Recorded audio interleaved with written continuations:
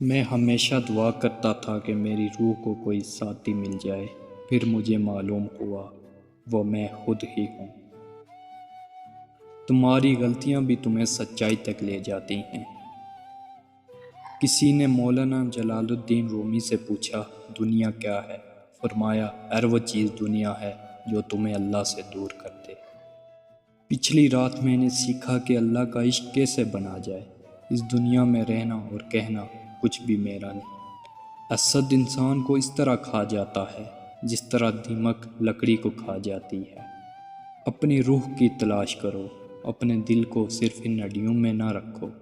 موت ایک تلخ حقیقت ہے، اسے میٹھی حقیقت بنانے میں مصروف رہو۔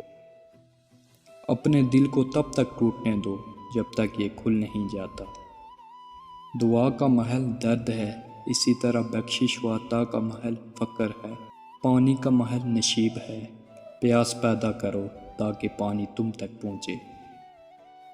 شفاعت کے وقت سرکار دو عالم صلی اللہ علیہ وسلم کے الفاظ کی خوشبو گناہگار کے لیے جاں فضا ہوگی۔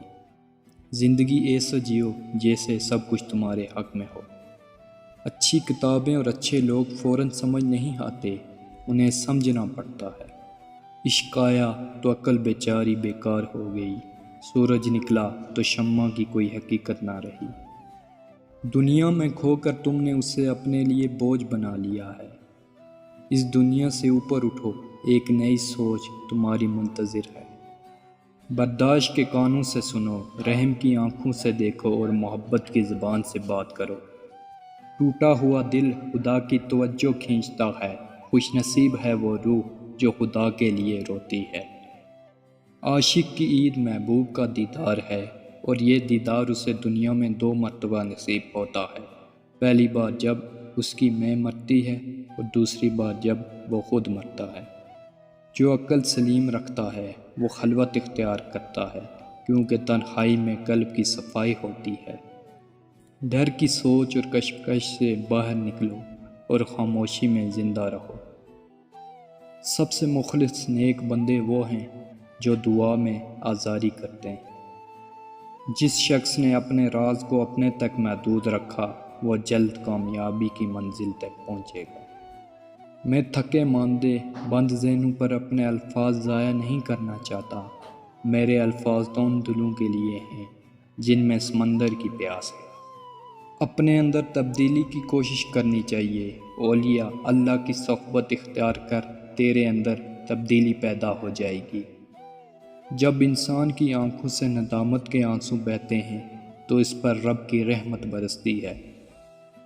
انسان کی روح کا جو پہلو رحمانی یا شیطانی جاگتا ہے، انسان اسی کے مطابق زندگی میں چیزوں کا انتخاب کرتا ہے۔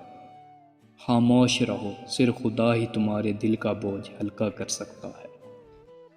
خوشی خالص اور صاف پانی کی طرح ہے، جہاں جہاں یہ بہتا ہے حیرت انگیز طور پر شاندار شگوفے کھلتے ہیں۔ تمہاری پریشانیاں تمہاری بے ادبی اور ناشکری سے جڑی ہوئی ہیں۔ کنواں کھودنے والے کنویں میں جا گرتے ہیں۔ کوئی برا آدمی سزا پائے بغیر نہیں رہتا اور اچھائی جزا پائے بغیر نہیں ہوتی۔ حق پر یقین رکھو اور باقی جو ہوتا ہے ہونے دو۔ خلوص جہل کو علم سے بدل دیتا ہے اور خود غرضی بڑے سے بڑے عالم کو جاہل کر دیتی ہے۔ اگر کامیابی حاصل کرنا چاہتے ہو تو مسلسل محنت کرتے رہو۔ غور و فکر کرو اور خود کو مکمل بنانے کی کوشش کرو تاکہ دوسروں کا کمال تمہیں غمگین نہ کرے۔ عبادت کا کوئی اصول نہیں ہے، وہ ہر اس آواز کو سنتا ہے جو مخلص دل سے نکلتی ہو۔ تم جتنا زیادہ خاموش رہو گے اتنے زیادہ سننے کے قابل ہوگے۔ آنسو وہ خون ہے جسے غم پانی بنا دیتا ہے۔ دل کا علم وہ ہے جو الہام اور وحی سے حاصل ہو۔ خدا نے جو گلاب سے کہا، جس کی وجہ سے یہ مکمل خوبصورتی سے مسکراتا ہے، وہی اس نے میرے دل سے کہا اور اسے 100 گنا زیادہ خوبصورت بنایا۔ محبت میں تھوڑی سی توجہ زیادہ ہو جائے تو عشق بن جاتا ہے۔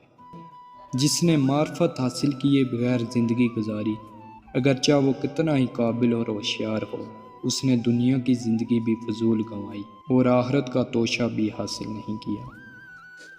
شیطان ہر دم اس کوشش میں رہتا ہے کہ کسی طرح انسان اللہ کے ذکر سے باز آ جائے۔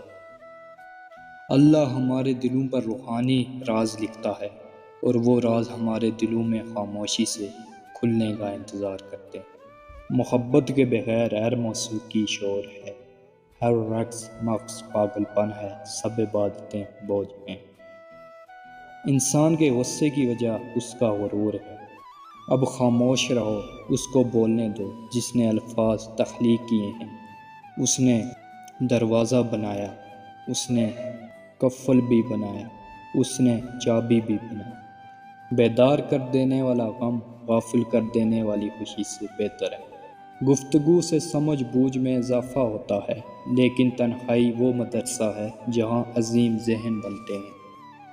جب تو اولیاء اللہ کی حاضری، ان کی صحبت سے دور ہو گیا، حقیقتاً تو خدا سے دور ہو گیا۔ شاید تم دوسروں میں تلاش کر رہے ہو وہ چیز جو صرف تمہارے اندر ہے۔